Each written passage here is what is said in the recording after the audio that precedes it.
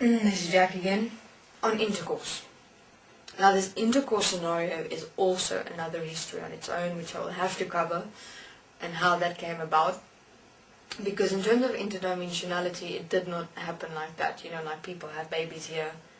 No, conception didn't work like that. It was a different story. Though Enlil played with the ideas, Enki became jealous. So Enki went on his own parade. And for him, he said, no, he is the one that will find the correct genes. So out was Enki and Enlil, trying to find the perfect match of gene.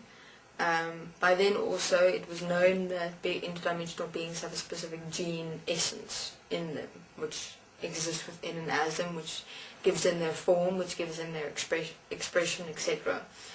And Anu said he wanted perfect people. He wanted beautiful, shaped, perfect people. So that when he comes back, he wants the perfect feminine expression coming through. Perfect, specific. He does not want anything else but that. Again, Marduk became frustrated. He said, how can you do that? How can you judge your own creation, no matter what it looks like, no matter what it expresses?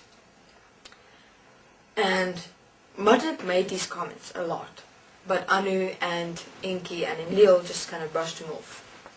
To them, it wasn't something to, it was basically these human physical form vessels were systems in which they placed the Atlanteans in. That's it. They didn't have any value for these things, please. But for Marduk it began to get, because he started working with them closely. And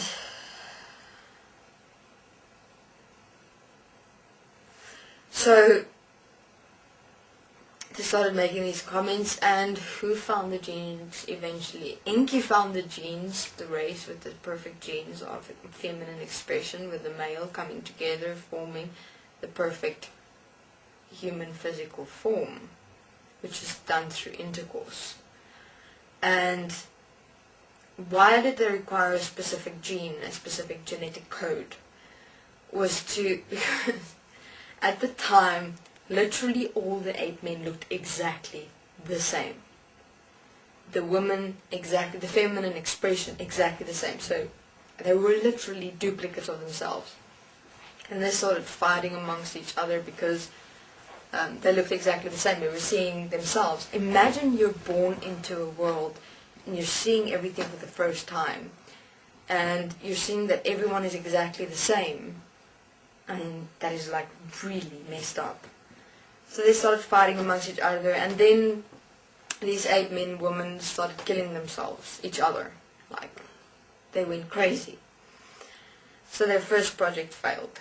And the Atlanteans who were in the ape men, as well as some of Anu's race, died, well, the systems died, and they went into this dimensional layer, which was completed by then. They were very grateful for that, thank God, because Marduk couldn't stop them killing each other. They were really brutal, they were primitive. It was really a failure from that perspective, but in terms of a effective result, that the integration worked and the crossover worked, and they didn't remember anything. So that's when the Atlanteans were the first ones to inhabit the dimensional existence, where they just floated. They didn't know anything of anything.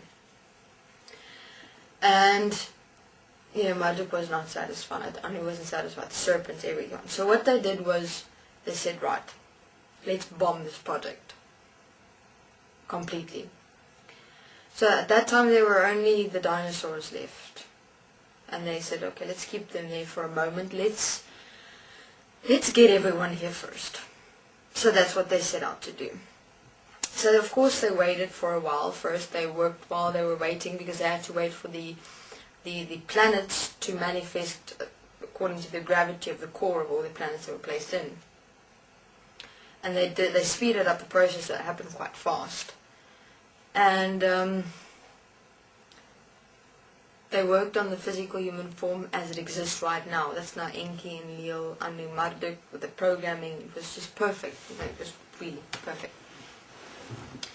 That's where the story of the 7 days of creation comes in.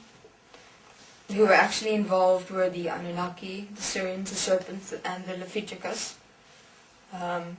Because they redesigned everything again. They had to. The animals were too big, naturally, for these small creatures called human beings to capture and eat properly. And they were too primitive in their nature to do what was necessary to be done here. So the Martians, the Syrians, and the serpents set out to all the planets. And when the time was ready, when now this was done, so the takeover of existence happened when the human form was developed nice, perfect, which they tested as well. They had their testing period. Now this planet Earth in its totality was hidden through a sound vacuum again. Therefore, no existence were allowed to enter. So no one knew what was actually going on and what was actually being done there. Because, it was easy and simple to be done then. In terms of the Atlanteans, there were excuses made saying they were in the process of developing creation and it is a surprise to the rest of creation. Things like that. And no one expected anything bad. No one expected anything huge because, no one ever did that. No one ever thought that could be possible because it didn't exist in their world. It didn't exist on their planet, in their city. They just thought everything's calm, everything's fine. We're enjoying ourselves on our planet, in our city, in our existence, in our galaxy, and that's it. So and of course the animals. Now the animals I'd say were the only manifestations here on Earth that went through the how should I call it, the evolution process.